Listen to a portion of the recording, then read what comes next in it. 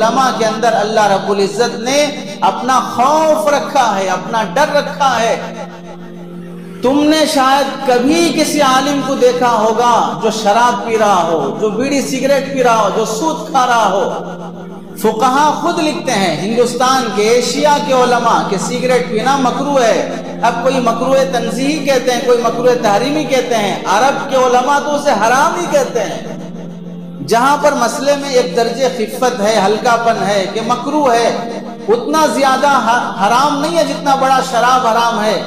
اس معمولی چیز جسے معمولی یعنی اگرچہ کہ گناہ کبیرہ گھناؤنی چیز نہیں ہے، پھر بھی سگریٹ پینا تھوڑا سماج میں برا سمجھا جاتا ہے۔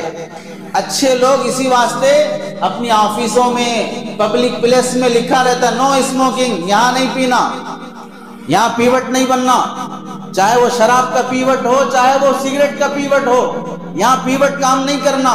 یہ کیوں؟ اگرچہ کہ مذہب سے آزاد لوگ بھی لکھ دیتے ہیں، وہ نہ مسلمان ہے نہ کوئی اور مذہب کا پابند ہے، پھر بھی صاف صفائی پاکی ستھرائی یہ ہے کہ آپ یہاں پر نہیں پئیں گے۔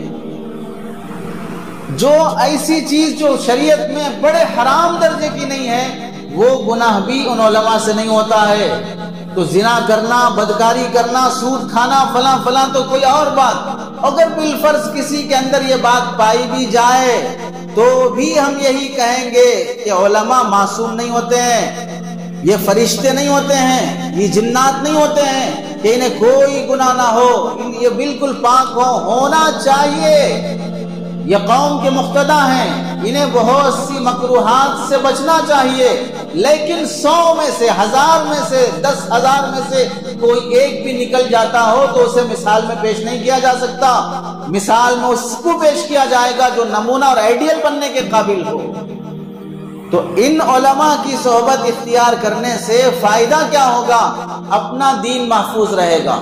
فتنوں کا یہ زمانہ، جس زمانے میں لوگ ہر 4 جہت سے مسلمانوں کے ایمان کو لوٹنے کی، ان کے عقائد پر حملہ کرنے کی، انہیں آخرت سے خالی ہاتھ کرنے کی، موت سے پہلے کلمہ لے کر انہیں کافر بنانے کی جو کوششیں کی جا رہی ہیں، ان میں سب سے پہلی کوشش یہ ہے کہ علماء سے بدظن کیا جائے۔